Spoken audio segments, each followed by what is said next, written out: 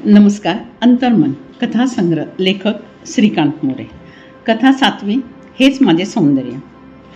विल्यमचं गाव कसलं? जंगलच म्हणा ना. इंग्लंडमधील एका पूर्वेकडील प्रांतातलं हे सदाबहार जंगल असलेलं 5-50 घरांची वस्ती असलेलं गाव. चर्च पण.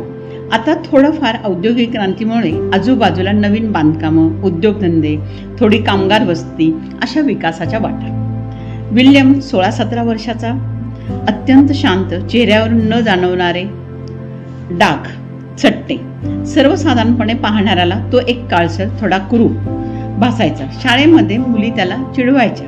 तो रडत घरी यायचा.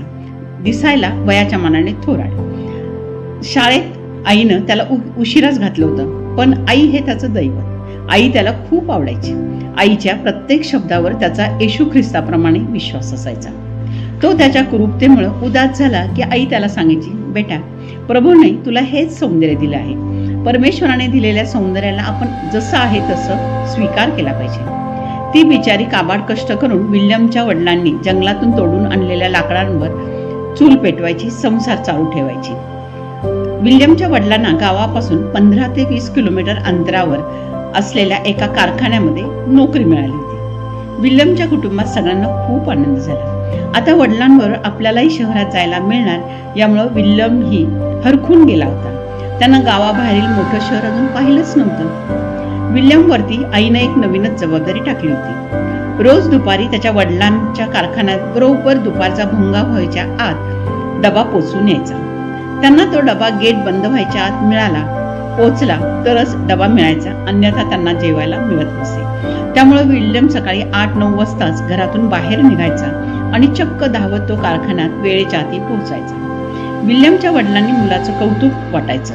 एवढ्या लांबून त्या काळात कोणतीही बग्गी, गाडी, घोडा नसताना आपला मुलगा आपल्यासाठी गावावरून डबा घेऊन येतो, ते त्यांच्या इतर कामगारांना जेवताना सांगायचे. सुरुवातीला आई 2-3 दिवसाचा डबा एकदम द्यायची, पण नंतर विल्यम आईच्या मागे लागून, आई मी रोज जाईन ग, मला तर खूप आवडतं, मला बरं वाटतंय ग गावात शहरात जायला, आणि सवय पण झाली.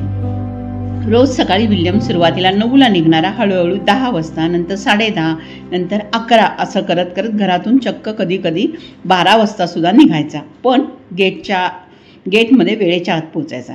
एकदा तर तो चक्क 12-12:30च्या दरम्यान निघून कारखान्याच्या गेटमध्ये वाट पाहत असलेल्या वडिलांच्या हातात त्यानं धापा टाकत डबा दिला.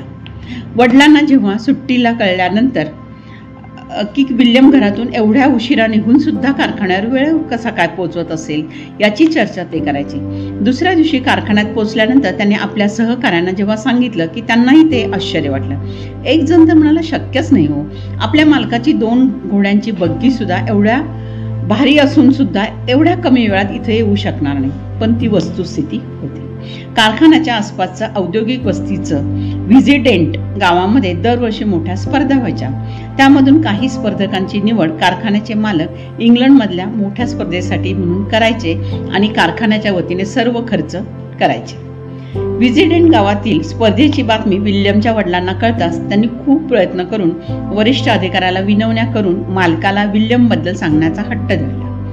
मुलाच्या प्रेमासाठी विल्यमच्या वडिलांना खूप त्रास सोसावा लागला आणि शेवटी कसं बसं करत मालकाच्या पीएकडून विल्यमला कारखान्याच्या वतीनं स्पर्धेत भाग घ्यायची परवानगी मिळाली. वडिलांनी खास सुट्टी घेऊन विल्यमला सारे समजून सांगितले. स्पर्धेचे ठिकाण, गाव, $1 मित्रांकडून उसना घेऊन, उधार घेऊन त्याला साधं का होईना बूट, कॅप, कपडे घेऊन दिले. विल्यमला पाहताच कारखान्याचे मालक उद्गारले, अरे हा कसला धावणार? हे ऐकताच विल्यमच्या वडिलांच्या डोळ्यात अश्रू तरळले. पण विल्यम तसा थोडासा धीर झाला होता. तो मालकाला म्हणाला, संध्याकाळी तुम्ही घरी जाताना तुमच्या बग्गी बरोबर पळण्याची मला परवानगी द्या. मी जर सतत बग्गीच्या पुढे राहिलो तर मला स्पर्धेसाठी कारखान्या मात्र संधी देण्याची त्यांना विनंती केली. संध्याकाळी विल्यम मालकाच्या बग्गी पुढे आणि मालकाची बग्गी त्याच्या मागे असा प्रवास सुरू झाला. बग्गी हाकणाऱ्यांना जेवढा म्हणून प्रयत्न करता येईल तेवढा सगळा प्रयत्न केला, पण विल्यमच्या पुढे बग्गी काही जाऊ शकली नाही. विल्यमला हे रोजचेच असल्यामुळं वेगाने धावण्याची, लांब पल्ल्याचे अंतर सहज पार करण्याची सवयच लागली होती. शेवटी मालक सौंदर्याचा विचार न करता त्याला कारखान्यामार्फत स्पर्धेचे स्थान देतात.